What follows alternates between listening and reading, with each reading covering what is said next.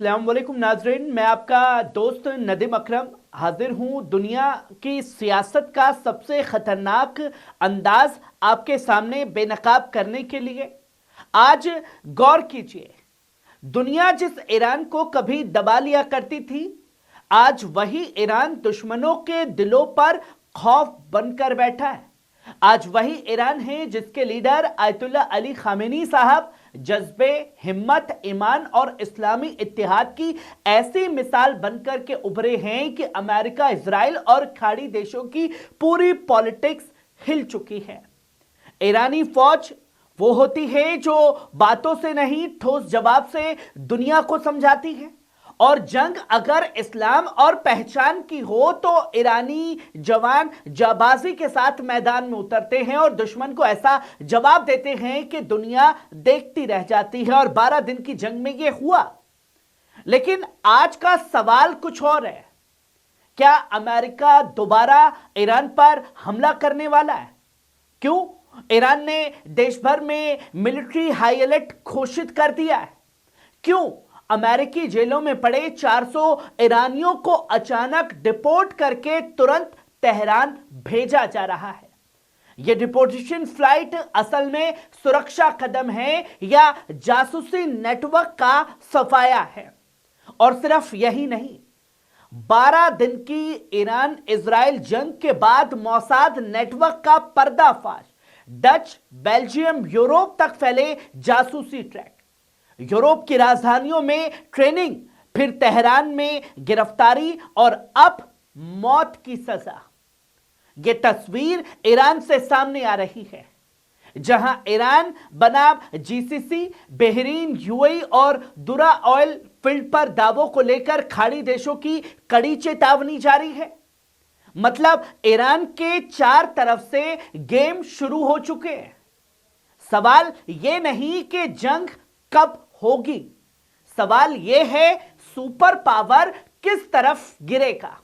और आज की पूरी कहानी बूंद बूंद, सबूत सबूत यहां रखी जाएगी। झूठ नहीं, सच्चाई के साथ, डर नहीं, दहाड़ के साथ चलते हैं पूरी रिपोर्ट पर, जिसकी तस्वीरें लगातार लोगों के सामने आ रही है।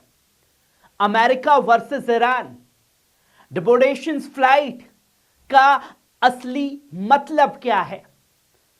कैदी भेजे जा रहे हैं, क्यों भेजे जा रहे हैं, इसको समझना जरूरी है। दूसरी डिपोर्टेशन फ्लाइट में 55 ईरानियों को लेकर अमेरिका से तेहरान के लिए उड़ चुका है। अमेरिका ने कहा कि यह डिपोर्टेशंस इमिग्रेशंस वायलेशंस की वजह से है, लेकिन तेहरान का बयान कुछ और कहता है। दोस्तों, ये लोग वापस आने के लिए खुद तैयार हो गए हैं। अमेरिका की एंटी इमिग्रेशन पॉलिसी ईरानियन को टारगेट कर रही थी। लेकिन असल सवाल सुनिए, अगर इमिग्रेशन इशू इतना ही सामान्य था तो क्यों ये डिपोर्टेशन ठीक उसी वक्त शुरू हुई जब अमेरिका और इजराइल ने ईरान के न्यूक्लियर साइट्स पर हमला किया? अगर उन्हें निकालना था तो पहले ही निकाल लिए होते। ये सिर्फ डिपोर्टेशन या स्ट्रेटेजिक ऑफ लोडिंग है। क्या अमेरिका ऐसे लोग भेज रहा है जिन्हें ईरान खतरा समझे और अंदर से हिल जाए? और इसी के साथ तेहरान में अलर्ट भी घोषित है। एयरपोर्ट्स पर सख्ती बरती जा रही है। बॉर्डर पर टाइट सिक्योरिटी एजेंसियों को फुल ट्रैकिंग पावर पर छोड़ दिया गया है। यह सब इमिग्रेशन इशू के लिए नहीं होता है, यह जासूसी खतरे के लिए होता है कि अमेरिका से भेजे जा रहे हैं। ये कहीं गद्दार तो नहीं है। मोसाद एजेंट का नेटवर्क और मौत की सजा। दोस्तों, 12 दिन की जंग भुला मत कीजिए। इजराइल ने जो हमला किया था वो साधारण हमला नहीं था। Nuclear facilities, military headquarters, resistance zones सब टारगेट पर थे। लेकिन उसके बाद जो हुआ वो दुनिया ने कभी नहीं सोचा था। ईरान ने जवाब दिया, ऐसा जवाब दिया कि ड्रोन की बारिश हुई, मिसाइलों की आंधी चली, इजराइल की ब्रीथ ही रुक गई, उसकी सांसें रुक गई।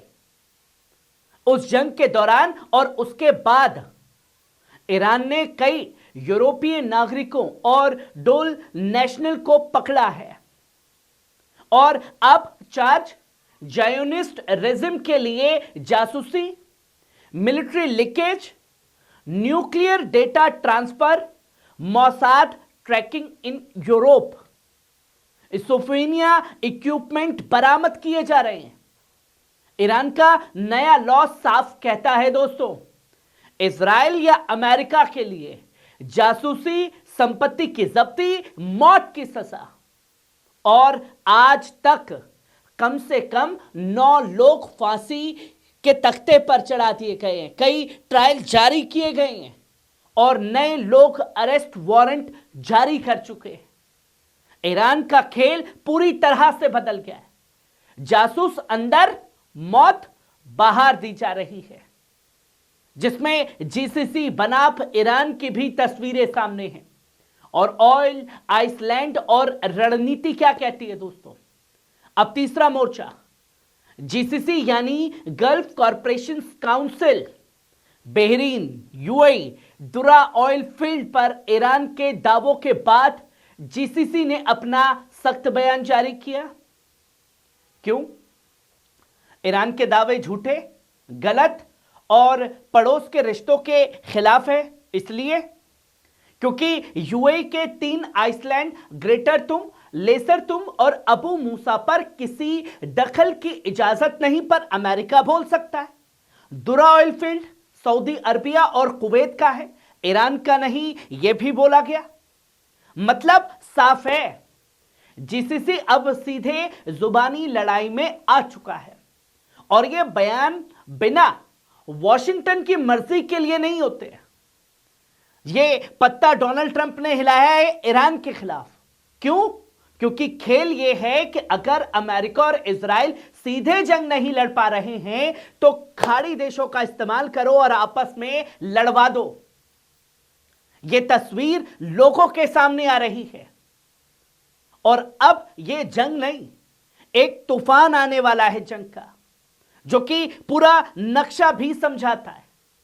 ईरान पर दबाव और मोर्चा, डिपोटेशन फ्लाइट, अमेरिका का स्पाई क्रैकडाउन है कि लोगों को भेजो, वो जासूसी करेंगे, कहां क्या ठिकाने हैं, फिर हमला करने में आसानी होगी। इजराइल प्लस यूरोप शामिल है, ऑयल आइसलैंड क्लेम इशू शामिल है, जीसीसी में सऊदी, यूएई, बहरीन, कुवैत, सबको ईरान के खिलाफ खड़ा कर दिया गया है। तीनों तरफ घेरा जा रहा है, लेकिन ईरान झुक नहीं रहा है। क्यों? क्योंकि ईरान जानता है जिस दिन वे झुका पूरी मुस्लिम दुनिया झुक जाएगी। इसलिए तेहरान का पैगाम साफ है, हम जंग नहीं चाहते, लेकिन हम जंग से डरते नहीं। हम पर हमला होगा तो जवाब ऐसा होगा कि इतिहास सुनेगा, देखेगा, दोहराएगा और लिखा जाएगा। और आज सवाल है, क्या दुनिया एक और मिडिल ईस्ट वॉर के दरवाजे पर खड़ी हुई है? अगर खाड़ी, अमेरिका, इजराइल तीनों ने घेरा पूरा किया तो जंग सिर्फ ईरान में नहीं होगी दोस्तों, जंग पूरे गल्फ में होगी। तेल के दाम आसमान पर जाएंगे, ग्लोबल इकोनॉमी पूरी तरीके से हिल जाएगी और यही चाहता है डोनाल्ड ट्रंप। और तभी दुनिया को याद आएगा कि ईरान से लड़ाई दुनिया की सबसे महंगी लड़ाई होती जा रही है। इस जंग को रोका जाना चाहिए और ईरान साफ कर चुका है, छेड़ोगे छोड़ेंगे नहीं। दोस्तों, यह मामला सिर्फ डिपोटेशंस, जासूसी या ऑयल फील्ड का नहीं रह गया है, यह ग्लोबल पावर रेस्ट का मामला बन चुका है। अगर आप चाहते हैं कि हम इस कहानी की अगली कड़ी अमेरिका ईरान पर हमला करेगा या नहीं, ईरान की मिलिट्री कैसी है, जंग हुई तो कौन किसके साथ खड़ा होगा, इस रिपोर्ट को साझा करें, लोगों तक फैलाएं, सच्चाई बताएं कि किस तरीके से जंग में ईरान को हर तरफ से घेरने की तैयारी की जा रही है। कैसी लगी खबर? कमेंट बॉक्स में आकर के अपनी राय जरूर दीजिएगा। शुक्रिया।